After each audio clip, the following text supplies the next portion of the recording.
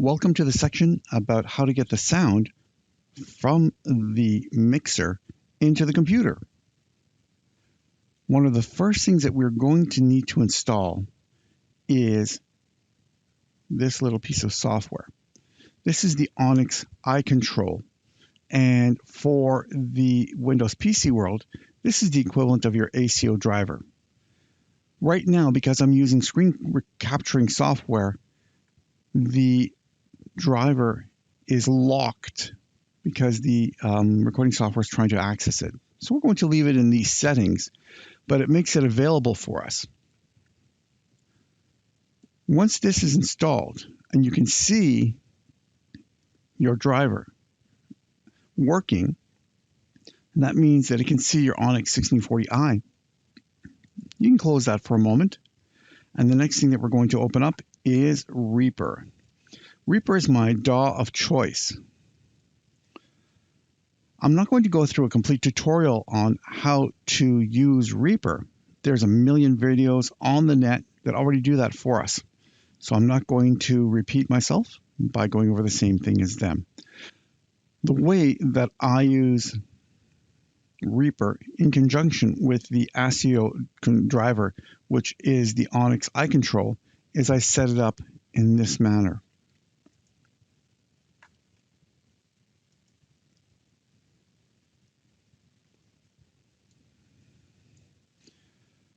I first make sure that I select ACO. I select the Onyx Firewire. Then I select all my inputs from 1 to 16. This is so that I can record on all 16 channels if I want to. I then need to select the 2 channels that I want to use for output, or for when I want to listen what's recorded on the DAW through the Mackie. And that, in my case, I've chosen channels 15 and 16.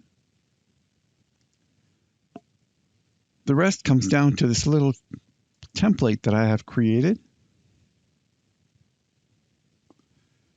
And this is when I want to use all 16 channels. If I know I'm not going to use more than 14 channels,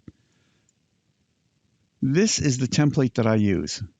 And I have it automatically set for 14 in and 2 out. However, if I want to use or take advantage of all 16 channels, I use this template. And it has all 16 channels available to me. Of course, I have my newer mic set up as always mic number 1, or in channel number 1. And when I arm it, the first channel here is channel 1. Then I have channel 2, 3, 4, 5, etc., all the way down to 16. So now talking about this little newer mic that I'm having or using, what do I need to do to set it up so that it works with the mixer?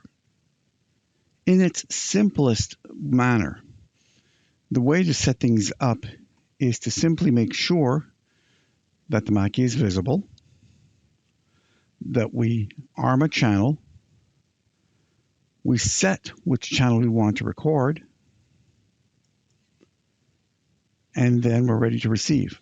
But that's not the whole thing. The next thing we do is we set the gain on the mixer, and the mixer gain set right down here. So I've set my gain levels. If it's a 48 volt phantom power source that's needed on that channel, I turn that on. And right after that, we can start to see that the microphone starts to pick up the sound of my voice a little bit. But you notice, all my faders are down. We don't need anything to make sure that it sends a signal from here to the DAW. The secret is this button right here, the second one, the Firewire line button. This button decides what source the Mackie mixer is listening to. In the up position, it is listening to my microphone. In the down position, it is listening to the output from my DAW. That's a big hint, okay? So if I wanted to come here and do some testing, let's bring the microphone a little bit closer. And I now start recording. As we can tell, I'm actually getting some waveforms on the setup, and it works perfectly.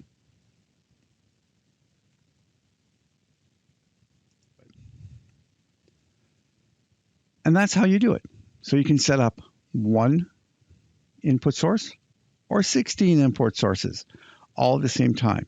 As long as you have your level set up for each one, the track you want is armed, and you're all set.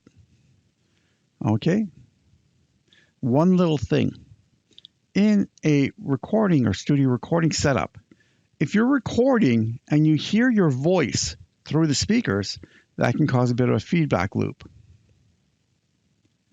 This is where I have my record monitoring turned off.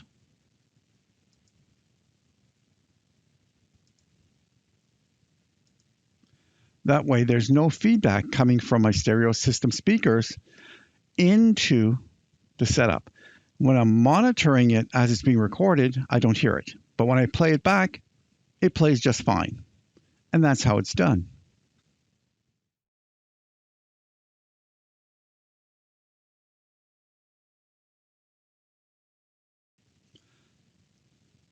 Okay, so now I have this recording here.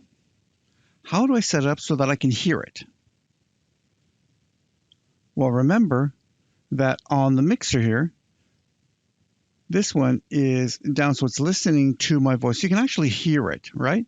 If I wanted to no longer hear what's on the microphone, I disarm it, and now it's going to output whatever is here.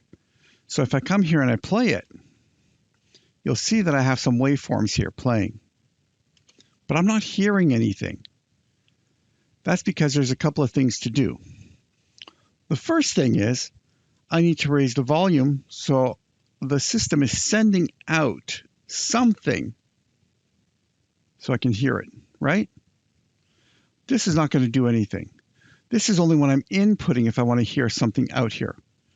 What I need to do is set channels 15 and 16. Remember those little firewire buttons? I needed to listen to the line.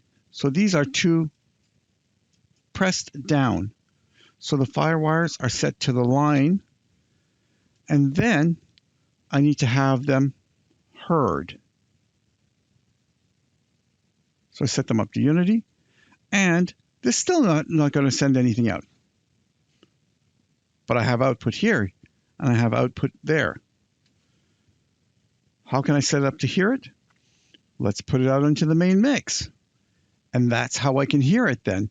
Here, let me just sort of jack up my speakers a little bit, and I'll see if this is going to come through the system. As you can tell, I'm actually getting some waveforms on the setup.